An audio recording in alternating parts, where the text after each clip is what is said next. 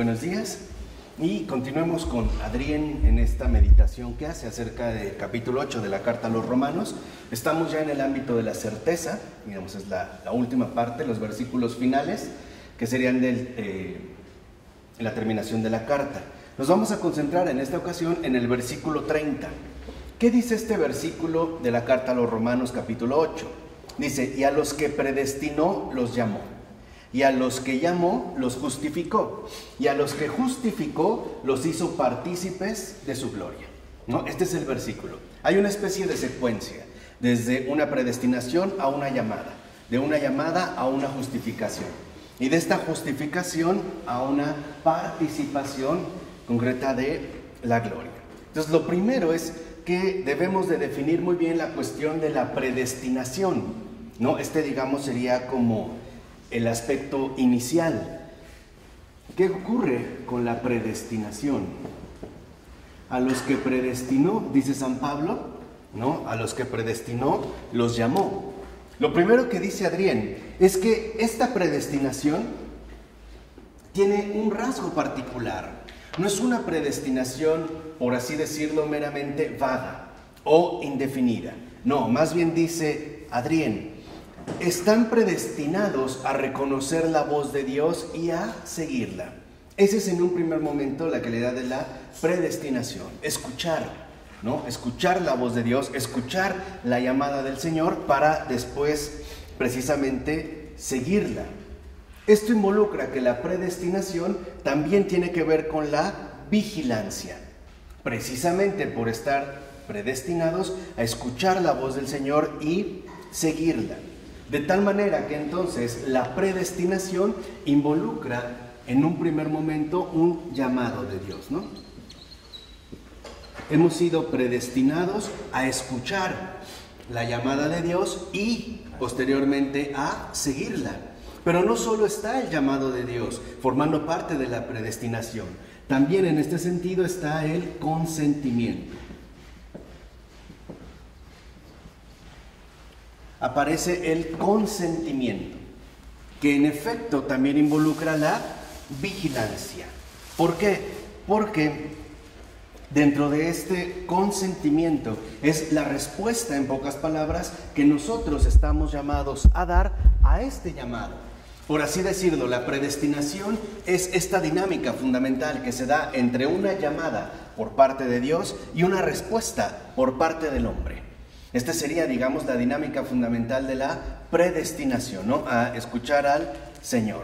Entonces, todo lo predestinado es llamado al camino, todo, a, digamos, integrarse al camino, ir por este camino hacia Él, ¿no? Tanto de manera particular como de manera general. Y por lo tanto, poniéndose a disposición del Señor y perteneciendo al mismo tiempo a la iglesia. Entonces, esta es la predestinación. Si lo vemos, no tiene que ver de inmediato con una cuestión de salvación.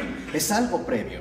La predestinación significa que Dios nos ha hecho para Él y que en efecto somos capaces de escuchar su llamado. Y allí es cuando intervendrá la cuestión del consentimiento, por así decirlo, personal. Cada uno de nosotros podrá responder o no a esta llamada. Se parece mucho a las definiciones que se dan de la fe. La fe es una respuesta, ¿no? Una aceptación. Claro, ese es el plan de Dios. O sea, vamos a decirlo así, Dios tiene hecho ya un plan, tiene concebido un plan, pero este plan no se realiza de manera automática. Necesita la colaboración de cada uno de nosotros. Esta colaboración, a su vez, nos hace reconocer que la predestinación, el plan de Dios, tiene una dinámica, como lo dijimos, fundamental.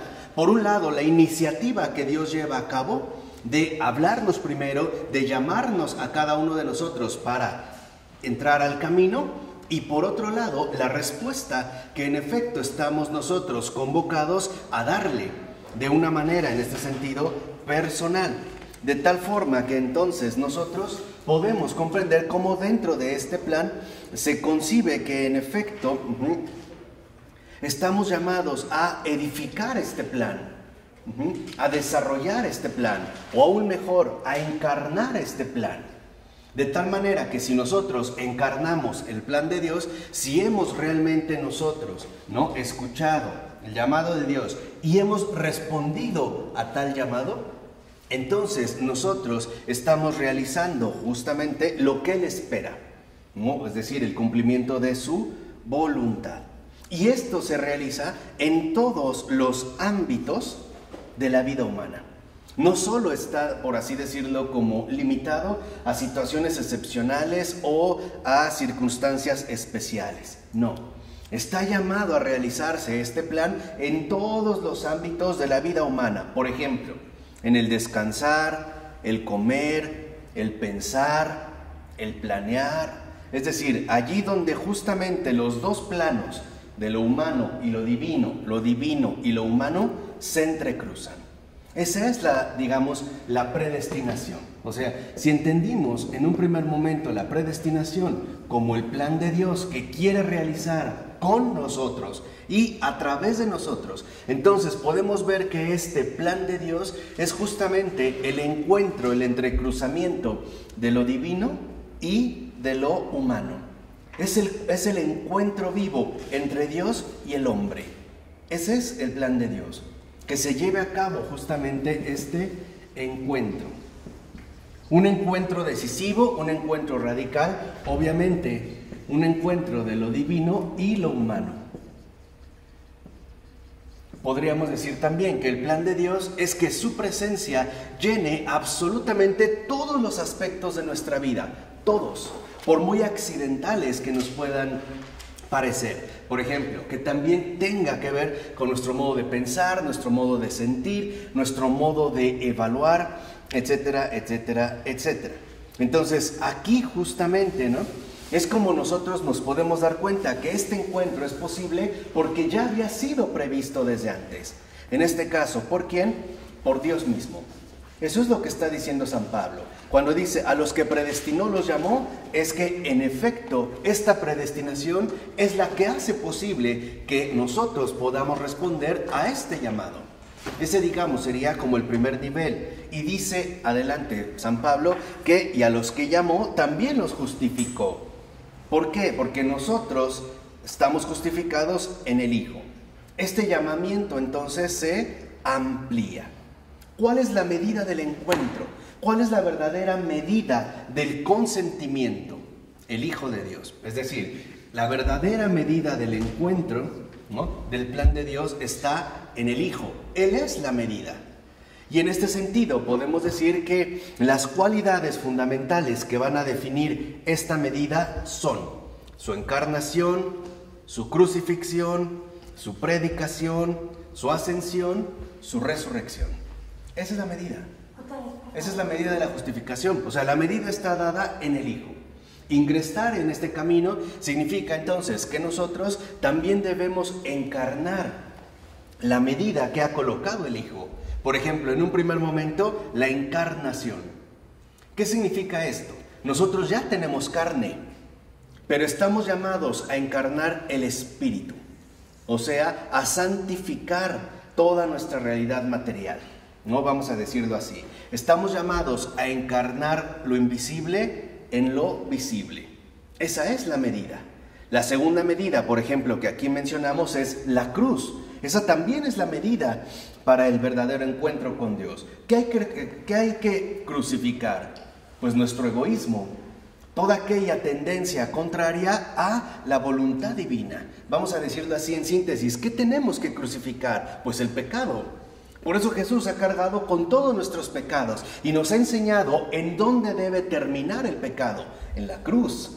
Hay que llevarlo literalmente hacia la cruz y hay que dejarlo en la cruz, hay que matarlo en la cruz. Esa es la medida. También la ascensión, por ejemplo, dijimos, ¿no? ¿Creatividad y egoísmo es lo mismo? Sí, pueden ir muy de la mano. Cuando, por ejemplo, la subjetividad se aferra a sí misma, se hace egoísmo. Sí. Pero si la subjetividad reconoce una instancia trascendente, se purifica. No se queda, digamos, atrapada. La ascensión. ¿Qué pasa con la ascensión? También nosotros estamos llamados a elevarnos de la tierra al cielo.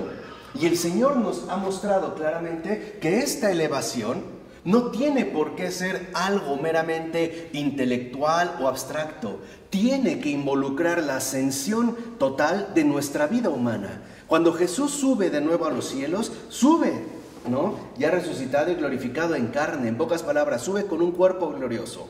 Y eso es lo que el Señor también nos está dando como medida. No pensar que solo importa que se eleve nuestra alma, nuestro espíritu. No, también hay que asumir la dimensión total de nuestra realidad carnal. Y así por consiguiente, ¿no? De tal forma que entonces el Hijo, pues, es la medida fundamental para poder responder y consentir en mi vida al plan de Dios. Esa es la predestinación. Aquí vemos cómo en un primer momento la predestinación es la posibilidad que se nos dio, ¿no? De acoplarnos, de literalmente quedar integrados en el plan divino. Por eso es tan fundamental que en esta medida se cumpla lo que el Padre previó. En pocas palabras, el plan de Dios es previsión. Eso es predestinación. Lo que el Padre ha visto desde antes, incluso vamos a decirlo así, desde antes de la creación del mundo. Esa es la predestinación, lo que Él ha visto. De tal manera que lo fundamental es que esta previsión se realice como cumplimiento, como respuesta a la llamada fundamental que Dios mismo nos ha dirigido a cada uno de nosotros. Por eso el Hijo entonces no solo es medida, también es cumplimiento. De tal manera que cuando el Hijo dice, nadie va al Padre si no es por mí, lo está diciendo en serio. ¿Por qué? Porque el Hijo conoce al Padre y el Hijo conoce perfectamente bien lo que ha previsto el Padre, lo que el Padre quiere, y la manera de realizarlo es con Él. Por eso no se puede saltar al Hijo, porque el Hijo es justamente la medida. No es esto, si me han entendido, que espero que sí, no es esto el querer, por decirlo así, amputar o desfigurar al Hijo en tanto medida y cumplimiento, lo que ha dado pie básicamente a todos los errores contenidos en todas las herejías. Pensemos en el caso de la ascensión. Es que sí hay que elevarnos, pero solo interiormente. Pero vamos a despreciar la realidad física. Aparecen los gnósticos. Error, no es así. El Señor no nos ha dicho eso. Tenemos que ascender con todo lo que somos, incluso con nuestro cuerpo, ¿no? No solo con la parte abstracta. Por otro lado, los que dicen, no, es que lo que tenemos que exaltar o elevar es nuestra realidad material. La realidad inmaterial no importa. Por ejemplo, el alma y esas cosas no existen o se acaban con la tierra. Error. Perdón, se acaban con la muerte, ¿no? Vuelven a su origen de procedencia, que en este caso sería la tierra. Error. Lo importante es que nosotros nos mantengamos fieles a la medida dada por el Hijo, lo que ahorita habíamos mencionado, porque esa es la manera en la que nosotros realmente caminamos con Jesús hacia el cumplimiento de la voluntad divina. ¿Qué pasa con la predestinación? El error está en que se suele ver la predestinación como una especie de resultado anticipado. En pocas palabras, al parecer la predestinación, por ejemplo, desde la beta protestante, se ve como una especie de salvación garantizada para algunos, ¿no? En este sentido.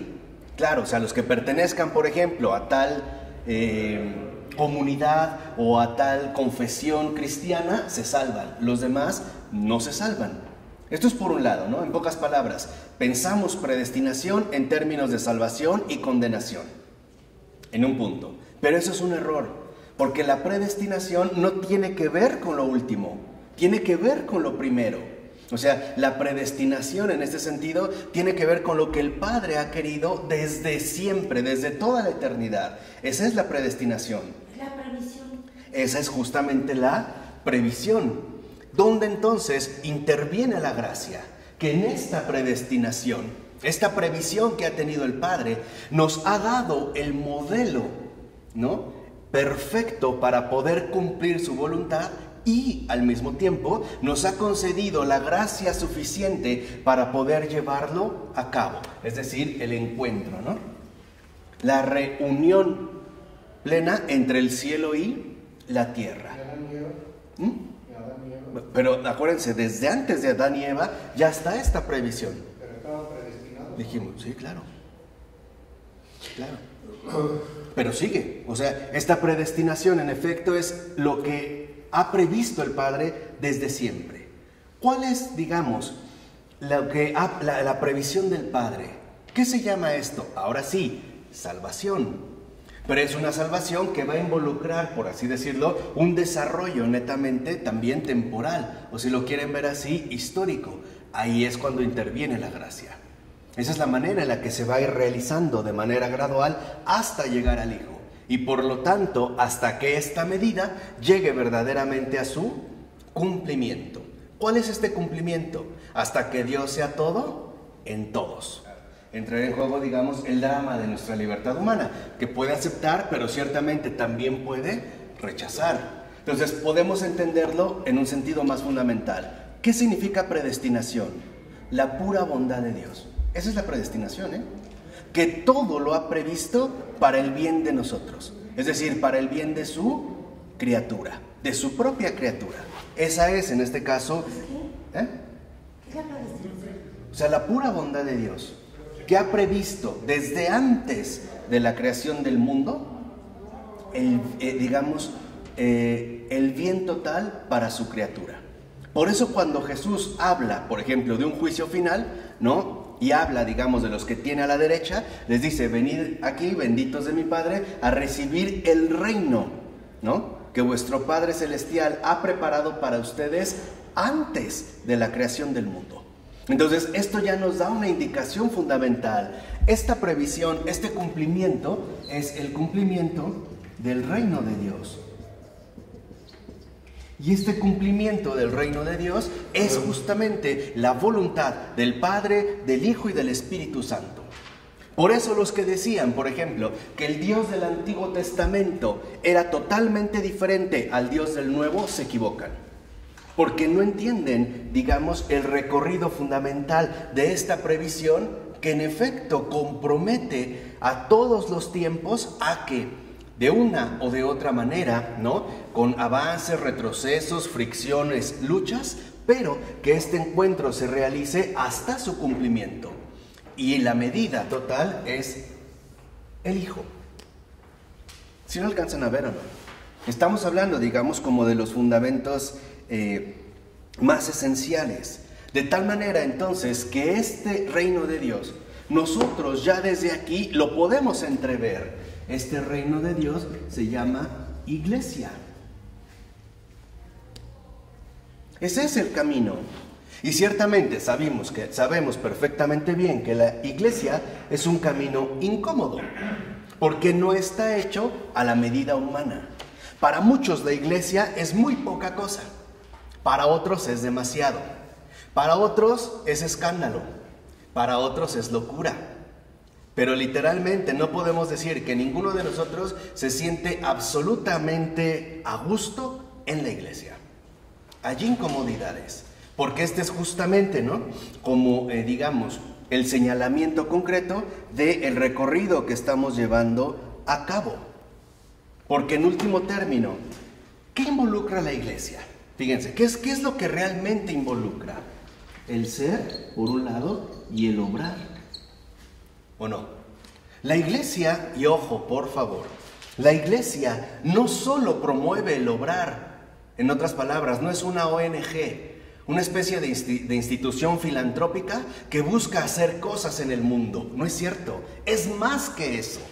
Para que verdaderamente el obrar sea fecundo, es decir, para que verdaderamente el obrar vaya en dirección del cumplimiento, la iglesia primero se detiene en el ser.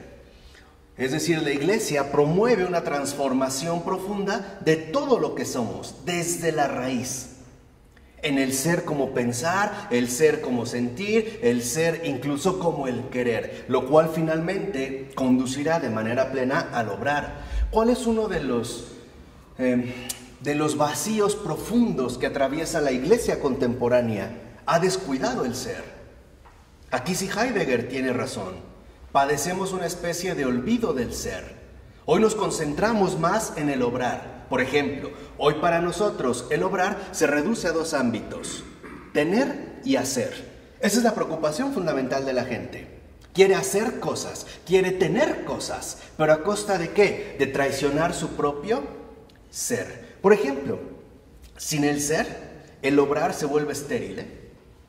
Eso es lo que quiero que entiendan. O sea, en un primer momento, el ser nos invita a una comunión con la verdad. Es decir, la iglesia primero nos prepara para comulgar con el Hijo.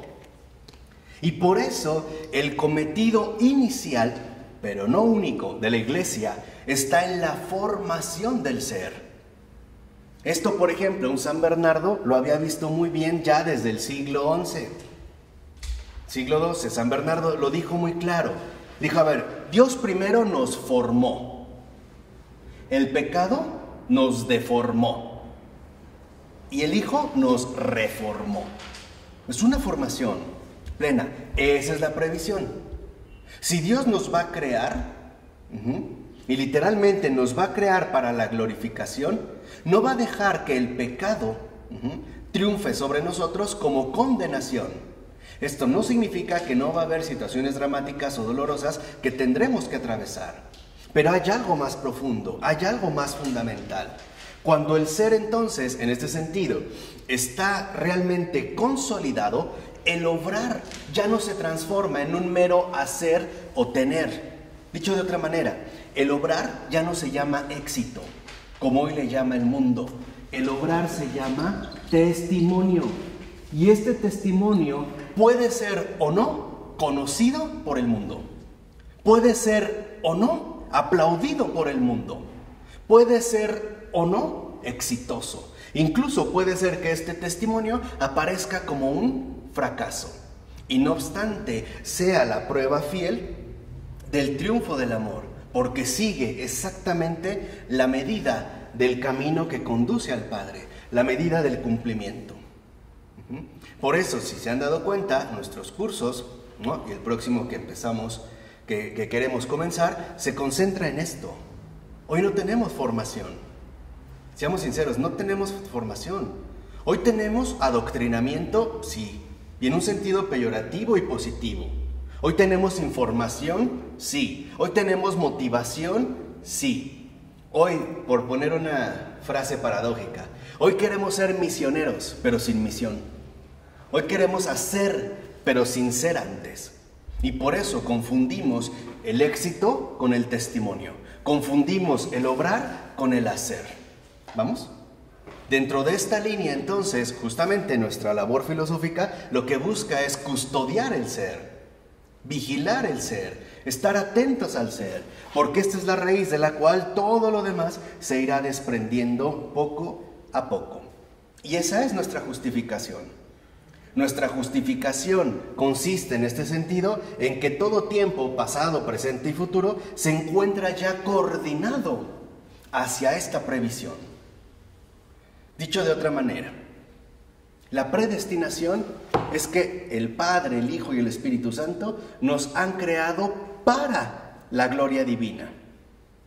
Esa es la predestinación. Pero aquí entra un punto importante. ¿Estaremos dispuestos a aceptar este plan o no? ¿O queremos darle la espalda y hacer las cosas como se nos da la gana? Como lo ha querido hacer el proyecto moderno, que ahorita ya estamos desentrañando. O queremos hacer las cosas, ¿no? Vamos a decirlo así, a contra o en contra de tal previsión. De tal manera que entonces nosotros, en lugar de promover y buscar una comunión con la verdad, buscamos atentar contra la verdad. Y esto no es tan grave de detectar, más bien tan difícil de detectar en nuestro mundo contemporáneo. Hoy pensemos en la cuestión del ser. Hoy literalmente, si algo está en peligro, es el ser humano. Al grado de que hoy es más fácil pensar que el humano debiera de desaparecer y bien ser desplazado por una especie de zoológico natural o bien por una máquina tecnológicamente artificial. Hay un rechazo de esto. ¿Cuál es la evaluación? Fíjense, que por ejemplo, las nuevas tecnologías son más prácticas, tienen más éxito y en pocas palabras son mejores que esta debilidad carnal, sanguinolenta, pestosa que llamamos humano. Entonces debe de ser en este sentido sustituido, ya sea de manera natural, ¿no?, como propone la Deep Ecology, o de una manera artificial. Pero hay una misma coincidencia. Hoy al parecer abunda un odio profundo hacia lo humano. De verdad, no es difícil detectarlo. Los autores de ciencia ficción del siglo XX lo estuvieron insistiendo una y otra vez. Lean a Stanislaw Lem, lean a Philip K. Dick, lean a los de ciencia ficción y verán como una de sus grandes llamadas de atención era: el riesgo real no es el avance de la tecnología, es que este avance puede estar sustentado por un odio profundo hacia lo humano. Hoy mucha gente está convencida de que, por ejemplo, los robots, que a ver quién fue el primero que utilizó ese término. Karel Capek, un escritor también de ciencia ficción en Rur, en su novela Rur, ¿no? Hoy mucha gente está convencida, por ejemplo, que los robots son mejores que un ser humano. Y así, con la mano en la cintura. No protestan, no comen, no huelen mal, no tienen necesidades, no son pedinches, etcétera, etcétera, etcétera, ¿no? Basta con que tengan una buena alimentación eléctrica y funcionan bien. Lo vemos en base al funcionamiento. Quiere decir que nosotros más bien pensamos en términos de resultados. Y por eso la iglesia se ve hoy en día como algo inútil, estéril e inservible, porque al parecer no da los resultados que nuestra cultura sí. Resultados espectaculares, grandiosos, porque al parecer la iglesia sigue como aferrada a trabajar paciente y laboriosamente en lo que no se ve, sobre todo en el qué, en el ser. La iglesia no cambia precisamente, ¿no?, el aspecto del mundo, pero no es verdad que la obra fundamental de la iglesia se da al renovar lo profundo de un corazón humano. ¿No es ahí literalmente donde, por ejemplo, está el verdadero milagro? Este es entonces el camino que conduce a la glorificación. Es decir, la predestinación significa que hemos sido escogidos para adquirir un lugar privilegiado a la derecha del Padre. Esa es nuestra predestinación. Y Jesús ya la ha realizado, ya nos ha dicho hacia dónde tenemos que ir y a dónde tenemos que llegar, ¿no? Estar con Él. Y el propio Jesús lo dijo, ¿no? Padre, tú y yo somos uno, que ellos también sean uno conmigo. Si estamos en Cristo y Cristo está con el Padre, ya sabemos a dónde hemos sido convocados. Esto es pues la previsión, es una convocatoria.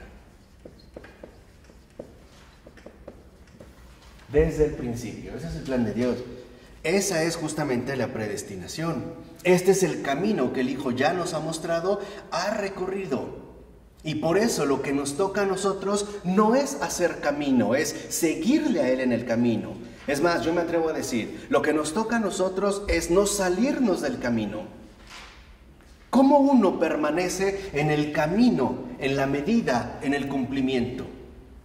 Pues a través de la fe, la esperanza y la caridad. Ese es, digamos, como las condiciones fundamentales para seguir esta medida, para seguir en el camino. Y Él mismo por eso nos lo dijo, yo soy el camino. Ahí está, ¿no? Para ir en este camino se necesita ¿qué? Fe. Es la fe, ¿no? La que nos ayuda a ir paso a paso en este camino. Nos dijo además, yo soy el camino, la verdad. ¿Qué se necesita para comulgar con la verdad? Esperanza. ¿O no es la esperanza la que realmente nos abre la expectativa fundamental de que la verdad siempre nos espera con los brazos abiertos? Y finalmente añadió, ¿y qué más? No solo el camino que se recorre con fe, la verdad que se alcanza con esperanza, sino la vida. ¿Y ahí qué entra? ¿No es la caridad? ¿No es la caridad literalmente la que nos vivifica, ¿no? Y nos asimila a esta vida divina que Dios quiere ver realizada en cada uno de nosotros? ¿No es este el cumplimiento? Jesús es la verdad. Yo soy el camino, fe, la verdad, esperanza, ¿no? La vida, caridad. Por eso al menos nosotros, desde la filosofía o como filósofos, nos proponemos indagar en la verdad de esperanza. Darnos cuenta que no todo está perdido y que la bondad y la fidelidad divina no ha desaparecido. Porque ya está, digamos, dada desde antes de la creación del mundo. ¿Cómo definen la predestinación los protestantes? El problema, repito, con los protestantes es que piensan que la predestinación es como la orden despótica de Dios de que unos se salvan y otros se condenan. Punto. Hagan lo que hagan. Por eso el terror de Calvino, pues como no. O sea, decir, claro, es que para Dios algunos son condenados y otros son salvados, pero no tenemos certeza de quién. ¿Qué nos queda? Pues vamos a vivir como si estuviéramos salvados. A lo mejor, si no es el caso, pues Dios se toca el corazón para decir, bueno, se esforzó, estaba condenado, pero pues le echó ganas, ¿no? ¿Y cómo le vamos a echar ganas? Y eso es lo importante, siendo muy buenos. ¿Dónde? En el mundo. Y entonces por eso los calvinistas van a llegar justamente al extremo de los puritanos. ¿Quiénes son los puritanos? Los buenos del mundo. Nunca dicen una grosería, no fuman, no beben, no van a espectáculos mundanos, desprecian, ¿no?, la bajeza de la carne, son alérgicos a la impureza, etcétera, etcétera, etcétera. Va a ser esta línea. Entonces tratar de asegurar ahí o bien que sí nos salvamos o que si no, pues a lo mejor tendremos por ahí una oportunidad. Para nosotros la realidad es muy diferente. La predestinación es justamente lo que ahorita nosotros hemos descrito con Adrián von Speyer, entendiéndolo como esta convocatoria que exige realización. Pero en el caso de San Agustín, por ejemplo, el orden establecido es la voluntad divina desde eterna, o sea, es esto. Pero este orden involucra exponerse al transcurrir del tiempo. En pocas palabras, a final de cuentas, nosotros realizamos el plan de Dios en condición de pecadores. ¿O no? Esa es la agudeza de Agustín. Por eso Agustín también va a insistir mucho en que la realización de este plan de Dios involucra básicamente dos elementos esenciales: la naturaleza humana caída y la gracia divina que levanta. ¿Cuál ha sido a veces el error en la lectura de Agustín? Los que quitan la gracia y entonces hacen una especie de hiperagustinismo sumamente pesimista. Por ejemplo, hay quienes han dicho, a partir de algunos pasajes de Agustín, que Agustín considera la naturaleza humana totalmente perdida. No es verdad. Y por otro lado, están también los hiperagustinos optimistas que solo hablan de la gracia en Agustín y se olvidan de que también se menciona la naturaleza humana en cuanto tal. Esta, digamos, sería la cuestión fundamental en el caso de Agustín. ¿Pero qué cimiento? ¿La gracia y cuál era la otra? La condición caída de nuestra naturaleza humana, ¿no? Involucra las dos cosas. Involucra las dos cosas. O sea, para Agustín está claro que nosotros vivimos bajo una tensión permanente. Por un lado, nuestra condición pecadora y por otro lado, la acción santificadora de Dios en nosotros. Y ahí es cuando entran en juego, por ejemplo, todos estos hoy llamaríamos mecanismos de defensa. Si uno hiciera una lectura inteligente de Agustín, por ejemplo de las confesiones, veríamos cómo una de las cosas que retrata Agustín sin la terminología contemporánea es esos mecanismos de defensa que la condición debilitada humana interpone para la recepción de la gracia. Dicho de otra manera, si uno lee objetivamente, a la luz de la verdad, ¿no?, las confesiones de Agustín, veremos cómo en Agustín se narra un proceso que está presente básicamente en cualquier alma humana. Del rechazo de Dios a la aceptación de Dios. Es un proceso, ¿no? Empieza Agustín lamentándose cómo se extraviaba, lo buscaba, le decía no, estira y afloja, y al final encuentra nuevamente esta comunión. Encuentra Agustín la respuesta fundamental a esta convocatoria. Agustín entiende que en efecto hay una voz, hay un llamado de Dios. Por eso Dios ante todo habla, no se ve. Ante todo, ¿qué? Habla. ¿Qué es lo que le dijo como criterio esencial el Señor al pueblo de Israel? ¿No le dijo escucha? ¿O a poco le dijo ve? ¿O piensa? ¿O siente? No, le dijo escucha. ¿Por qué? Porque la voz siempre viene de afuera. No es algo inventado, ¿sí me explico? Y eso involucra, digamos, dar crédito a esta voz fundamental que nos hace su llamado. ¿Qué pasa con el pecado? ¿Qué pasa al entrar, por así decirlo, en escena el pecado? Se hace interferencia, la voz ya no es clara, la voz ya no es tan audible. Es más, a veces pareciera que desapareció. ¿Se acuerdan de los radios de transistores o de perilla? Que cuando cambian... Eso es lo que hace el pecado. Interfiere. Pero además hay algo también importante. Ante esta voz primigenia, también hay otra voz engañosa. Y es la voz del maligno. Es la voz del demonio. Así que no solo tenemos interferencia, también en este sentido tenemos distorsión. Y eso es en lo que no reparamos. Pensamos que el llamado de Dios o su voz se escucha perfectamente bien. No es verdad. Hay que irse purificando y creciendo y preparando. Y no es esto la labor esencial que la iglesia realiza en el día con día. ¿Ustedes creen que la iglesia solo quiere buenas personas? No. Eso hay otros que lo hacen. Y aparte lo hacen bien. No, lo que realmente quiere la iglesia es que nosotros podamos percibir lo más claramente posible esta voz. ¿Cómo se logra? Quitando las interferencias. Es decir, la influencia poderosa que puede ejercer sobre nosotros el pecado. Si no, entonces, ¿por qué el sacramento de la reconciliación, la confesión? Quitar estos ruidos.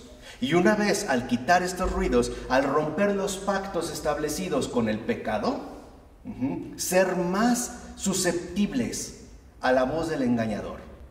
¿De dónde? Porque lo único que hay es ruido. Ahí es cuando interviene el demonio. Vamos a decirlo así.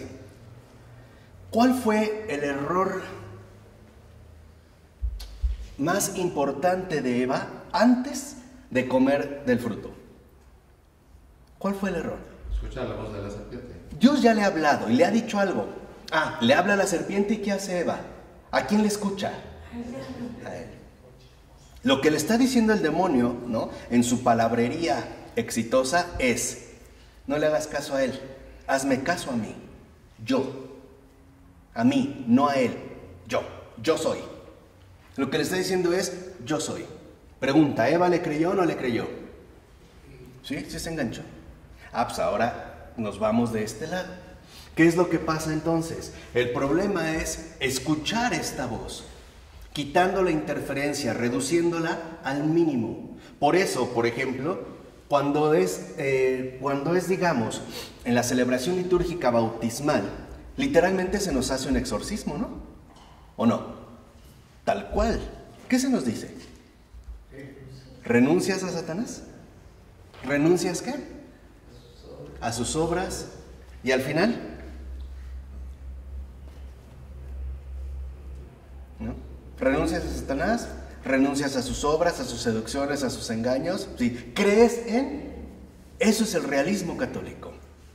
Comienza aceptándonos como lo que somos, necesitados de ayuda. Por eso la creencia no se da en automático. Querámoslo o no, tenemos que purificarnos, tenemos que alejarnos de la pseudovoz, de esa voz engañosa que por ahí quiere meterse siempre, ¿no?, con astucia, para desviarnos finalmente ¿de qué? Del Hijo, es decir, para desviarnos del camino. ¿Cierto o no? Eso es lo que estamos haciendo en filosofía. Por eso damos estas clases. Este discernimiento importante para alejarnos de esta voz, ¿no? ¿Por qué? Porque en efecto, la pseudovoz, o por decirlo así, la voz engañosa, se opone a esta predestinación. Para el demonio, lo importante no es que nos salvemos, es que todos nos condenemos, que sigamos su ejemplo.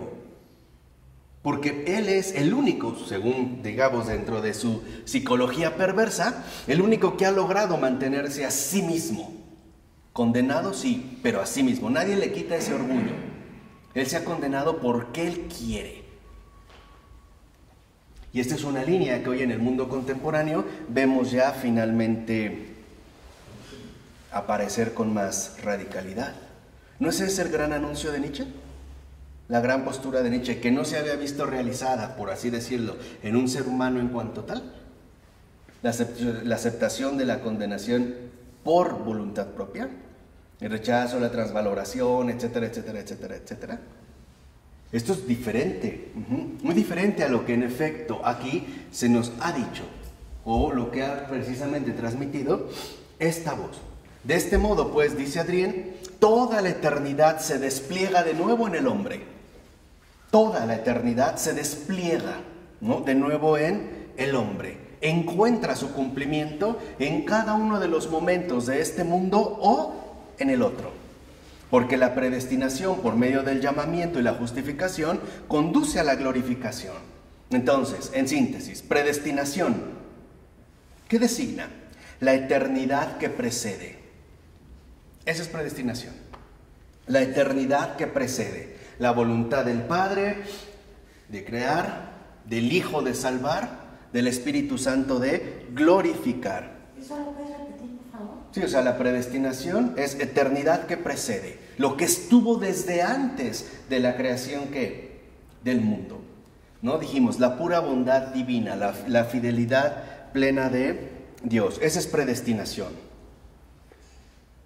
Glorificación, eternidad que sigue. Lo que el Señor ha querido para nosotros desde el principio, lo quiere para siempre. Eternidad que sigue. Así la justificación, que nosotros también podríamos llamar aquí el llamamiento, la llamada, etcétera, aluden al momento en el tiempo en el que todos los instantes de la vida se reúnen. ¿Por qué? Porque es donde entra en juego precisamente este cumplimiento. Vamos a decirlo así. Dios ha querido desde la eternidad que nosotros estemos con Él. Y que estemos siempre, eternamente. Pero en esta intención, vamos a llamarle así, primigenia, hay un lapso en el cual se debe de definir la postura que cada uno de nosotros va a asumir. Y aquí es donde nosotros o bien lo podemos aceptar o también lo podemos rechazar. Podemos ingresar al camino o podemos desviarnos del camino. Podemos nosotros incorporarnos a la iglesia o podemos nosotros abandonar, ¿no?, esta llamada. De tal forma que entonces en cada momento de nuestra vida se compromete toda la eternidad. Todo lo que vivimos en este mundo cuenta para la eternidad, para bien o para mal. Todo, todo. Y el Señor nos lo dijo, ¿no? Tendremos que dar cuenta incluso de las palabras inútiles. Hasta de un pensamiento que aparentemente, ¿no?, nadie se dio cuenta o nadie lo conoció. Vamos a quedar literalmente expuestos ante la luz de la verdad. Lo importante es, a ver, ¿en dónde estamos colocados nosotros en este instante de nuestra vida con respecto a la llamada que Dios nos ha realizado de manera personal a cada uno de nosotros? Por decirlo de otra manera, ¿en dónde estamos ubicados en el plan de Dios? ¿Estamos a favor o en contra? ¿Estamos realmente nosotros colaborando, cooperando en este plan de Dios? ¿O por el contrario, nos estamos oponiendo y resistiendo a que este plan de Dios se lleve a cabo? En síntesis, ¿nuestro corazón está con la verdad o está contra la verdad? Toda nuestra existencia humana está a favor del Hijo y por lo tanto con el Hijo, o más bien está en contra del Hijo, en contra justamente del camino. Y el criterio que tenemos para evaluar nuestra verdadera ubicación es la iglesia. ¿Cómo andamos con respecto a la iglesia? ¿Dentro o fuera? ¿Realmente incorporados a la iglesia, siendo esas piedras vivas que ya el apóstol San Pedro mencionaba? ¿O somos más bien los destructores de esta iglesia que buscan acabar con ella piedra por piedra? Es decir, alma por alma.